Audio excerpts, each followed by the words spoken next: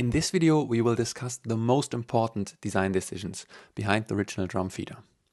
And you will be able to make one yourself. If you are looking for a cool 3D printing project, this is exactly your video.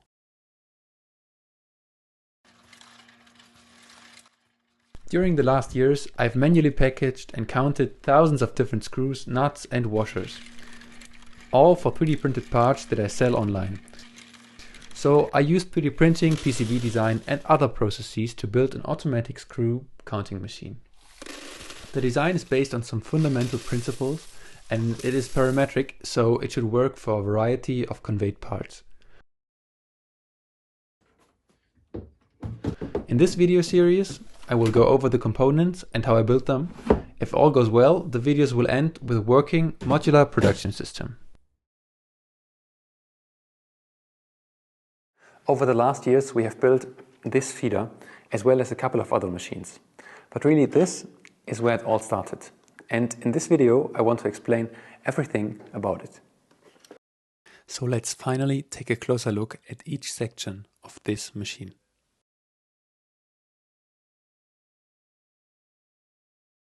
We will go through the path of a screw and I will explain the decisions behind it.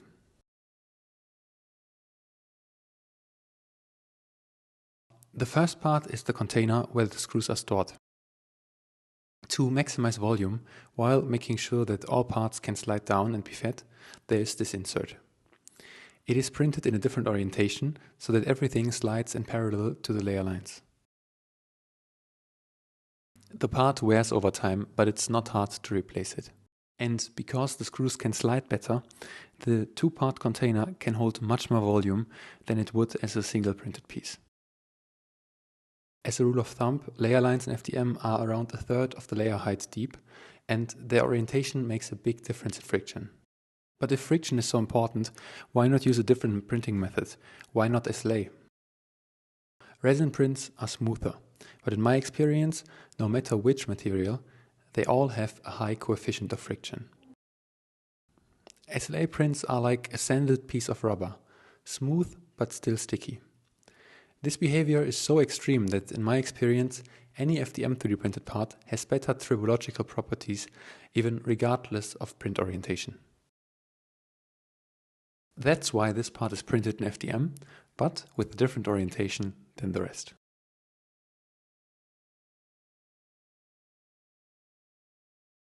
After the screws are placed in the hopper, they get picked up by the magnets in the disc. The magnets are tuned to lift only a single part at a time. And this is more tricky than it looks, especially with small parts.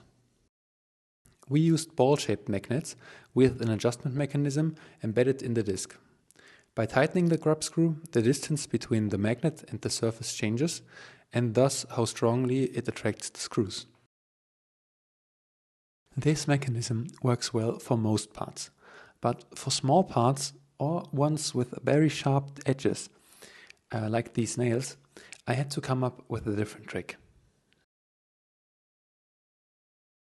By funneling the magnetic field inside a small countersunk screw, we get a much more defined pickup point, and we can adjust the force much more precisely. It's hard to show by hand, but as you can see, the tip of the countersunk screw can hold a single nail no problem, but it will not allow a second one to attach. That's how nails or small and 3-cylinder head screws can also be separated.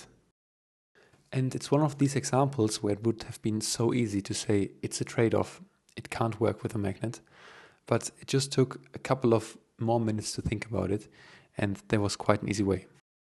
I still have another magnetic trick left to show you, and I think it's actually even cooler. Now, there are parts, however, that are, let's call it, super challenging. One of these are weld studs. Weld studs have a Zündspitze, which is literally the worst nightmare for magnetic separation. We had a potential customer once that was doing a lot of welding equipment, and they were one of the parts.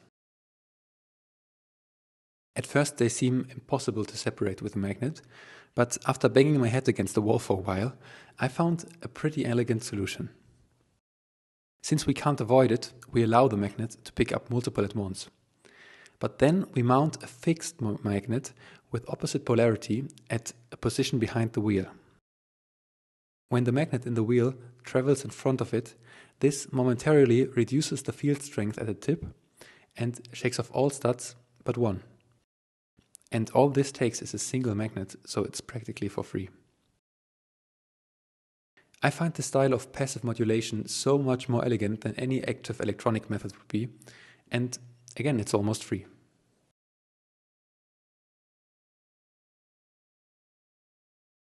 Okay, so the parts are getting picked up and get carried to the top.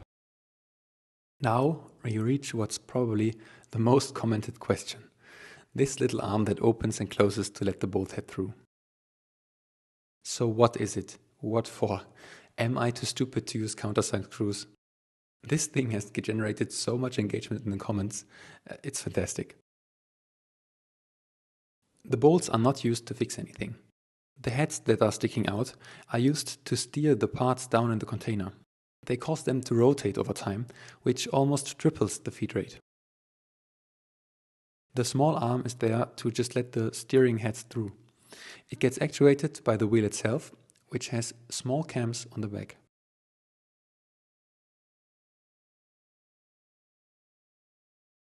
Now the parts fall one by one onto the orientation rail. It is the heart of the machine. There are two styles of parametric rails, one for screws and one for nuts and washers. The one for screws is quite simple, but the one for nuts has a return path. Let's take a closer look at the nuts and washers variant for a second. We simply throw a bunch of nuts on the rail. Those with the right orientation make it through and are completely oriented. The other nuts fall back into the bucket. The difficult part about this is again friction. Some nuts have leftovers from manufacturing on them and don't slide nicely on a printed surface. To solve this, we can use one of my favorite tricks by pausing the print at the right height and inserting the top plate that we have printed before. This results in a very good surface finish, even on the top side of the channel. In general, it was quite hard to build the whole machine with 3D printed parts. The hardest part, however, was not stiffness or accuracy, but surface finish. And this trick is really great for that. Alternatively, you can just shake the hell out of them, and that way they also feed much better. Somehow I still find it fascinating that you can just take a whole bunch of nuts and pour them on the rail and it will magically orient them. In general, I just don't know what it is about feeding nuts that is so satisfying to me. But they are definitely one of the coolest parts to feed.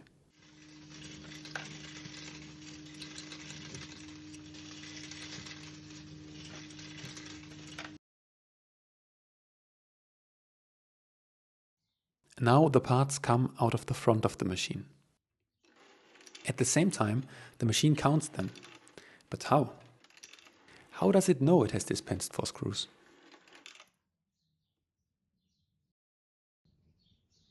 This is a detail that I think no one has noticed in the video so far. Not every magnet has a screw attached to it, so how does it know if a part comes out? Can you spot the sensor? Traditionally, in industry, you would either use a light barrier or an inductive sensor. But we have to cover a large area, and for that they are large and super pricey.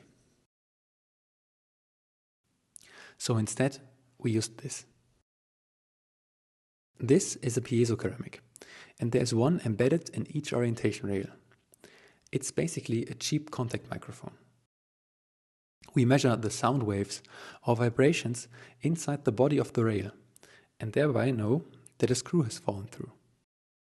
For example, this is the sound of a screw, recorded through the feeder's own signal processing.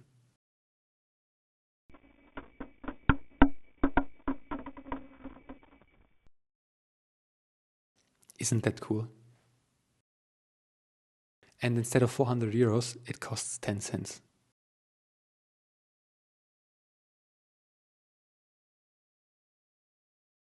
Now, detecting the screws in this way sounds simple, but there are a lot of parasitic vibrations in the machine, like the motor rotating or parts getting refilled, or another machine in the stack that is running at the same time. The majority of handling these unwanted vibrations was done in mechanics, which is why, for example, the motor is decoupled from everything, or the storage container is mounted separately from the piezo carrier, and so on. Now, the signal that occurs when a screw hits the rail is basically sound. We never trained a model on this, but I wonder if this could work for false part detection.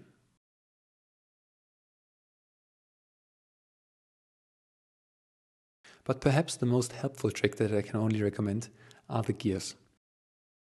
Almost all gears in the machines that you have seen on this channel are printed from TPU.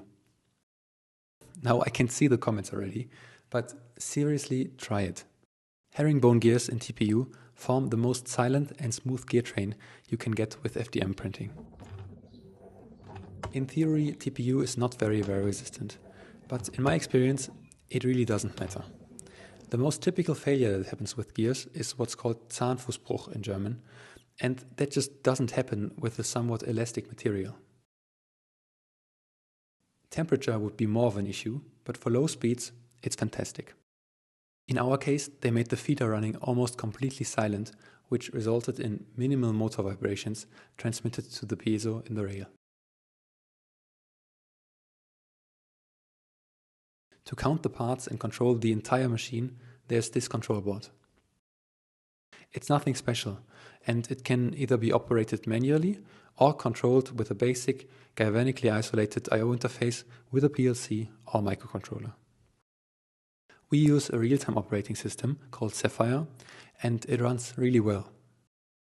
Over the entire time that we spent working on these machines, we've had not a single electronic problem, even though we had a ton of machines in an environment that is, well, special.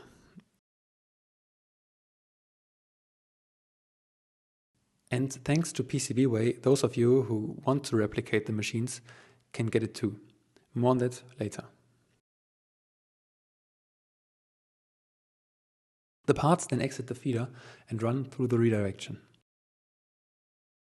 From a mechanical point of view, this is one of the most elegant but also complicated parts of the machine. It is the section that really constrains the screws, and there's so much interaction between the rail and the screws that it's easy to run into problems here. I mean, it looks easy, but getting this thing parametric took 2 months.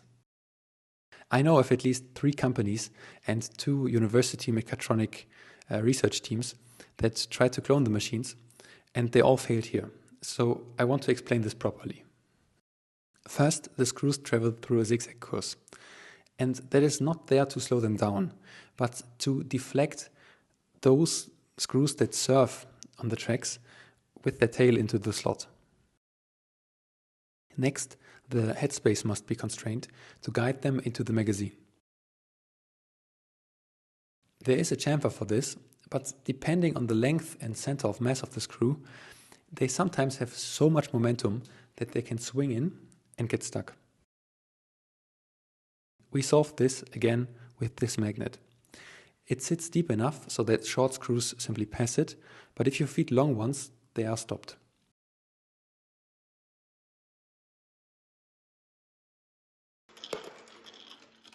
The whole thing works pretty much like a Newton cradle.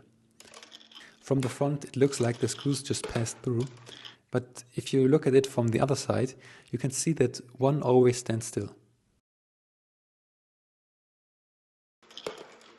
That way, the screws start with perfect orientation and can't get stuck on the short path that's left with a lot of headspace.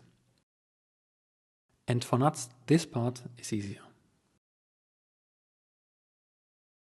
And all of these design decisions together formed this machine. And maybe the craziest part about it is its material cost. That is around 100 times cheaper than a German vibratory ball feeder, and even better, still 20 times cheaper than a Chinese one. The entire wall of feeders that we have built a while ago did cost less in material than a single German vibratory bowl.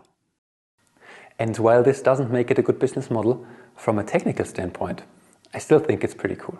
If you want to build your own feeder, maybe just to have a cool 3D printing project or for your own automation, then we have put together all of the files, 3D models, firmware, documentation, and so on. There is a detailed bill of materials, and if you want to, you can buy the aluminum extrusions and the electronics yourself and print the parts to assemble or modify your own feeder. A link to get the files is in the description. A few words on electronics. Sharing this only makes sense if you can also get your own control board. So special thanks to PCBWay, who not only are the sponsor of this video, but also run a platform where you can share your own electronics projects and allow other people to get them as well. PCBWay allows you to easily order PCBs, CNC machined or 3D printed parts for your project. You can just upload your 3D or ECAD files to their website and get an instant quote. Link to PCBWay also in the description. So this video was for everyone who wanted the files over the last years and for everyone who always wondered how the original feeder worked. I'm curious to see what you will build with it. For everyone else, I hope you enjoyed the video.